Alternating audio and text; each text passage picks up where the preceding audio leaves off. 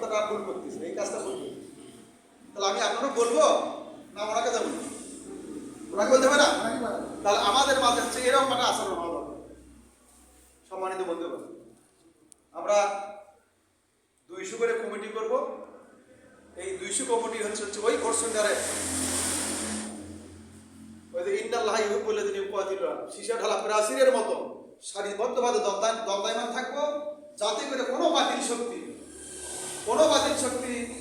অসৎ কোনো পন্থা অবলম্বন করতে না পারে। ঠিক না? আমরা কারো চড়াও হবো না। যদি কেউ চড়াও হয় তার প্রতিবাদ করার জন্য, প্রতিরোধ করার জন্য আমাদেরকে যত প্রকার ক্ষমতা প্রয়োগ করা লাগে সেটা আমরা করবো ইনশাআল্লাহ। সে সময়ই পারে নাই কি 24 সালে ভোট করছিল, আমার সেন্টারে র্যাব নিয়ে বলতে গেছিল, র্যাব দৌড়িতে বাধ্য হয়েছে। কারণ আমার ন্যায়ের পক্ষে ছিল। আমি বলছিলাম যে আপনার সেন্টার থেকে আমরা 200 গাছ দূরে আছি, 200 গাছ দূরে সেন্টারের আশপাশ নেই, কেনা যাচ্ছে ওটা তো দেখার বিষয় নেই। আমরা এখানে পিকনিক খাচ্ছি, বসে আছি, আপনার মাঝে যা করি, আপনাদের সাথে তো আমাদের কোনো কথা নেই। আমি বলছিলাম যে আপনাদের সাথে তো আমাদের কোনো কথা নেই। আমরা এখানে অবস্থান করতেছি, আমাদের সংগঠনে আমাদের হেদায়েত নির্দেশ, সংগঠনের আনুগত্য করতেছি আমরা, এটা তো আপনারা জানেন। এরকম বলছিলাম, আপনাদের সাথে আমাদের কোনো বাক বিতরণ নাই। ভোট হচ্ছে কোথায় আর আমরা আসি কোথায়? কেন আপনারা আমাদের সাথে অযথা ঝামেলা করতে আসতেছেন?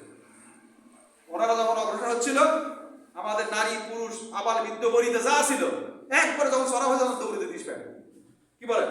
আমরা এইরকম সীসা ঢালা প্রাচীরের মতো, কার নাম বুনিয়ানুম মারসুস, সীসা ঢালা প্রাচীরের মতো সমস্ত অপশক্তিকে ধূলিসাৎ করে দিয়ে আমরা আমাদের এই বিজয় ছিনিয়ে নিয়ে আসবো ইনশাআল্লাহ। আল্লাহ তাআলা আমাদের তৌফিক দান করেন। আর এই বিভাগের যারা আপনার দায়িত্বে আছেন, আমার একটা অনুরোধ, প্রত্যেকটা ভোট সেন্টারে যেন আমাদের সংখ্যাগরিষ্ঠ জনশক্তি থাকে ইনশাআল্লাহ। জনশক্তি যেন সংখ্যাগরিষ্ঠ থাকে, কম যেন না থাকে, এটা আমার আপনার। আমরা দেখতে চাই যে সুফিক সংগঠন আসলে তারাও একটা সংগঠন, যে সুসংগঠিত একটা সংগঠন, দায়িত্বশীল আনুগত্য করে। ঠিক কিনা? আল্লাহ তাআলা আমাদের এই সমস্ত কর্মসূচি কর্মকাণ্ডের মধ্য দিয়ে আল্লাহ তাআলা আমাদেরকে নাজাত দান করেন। সকলে আল্লাহ।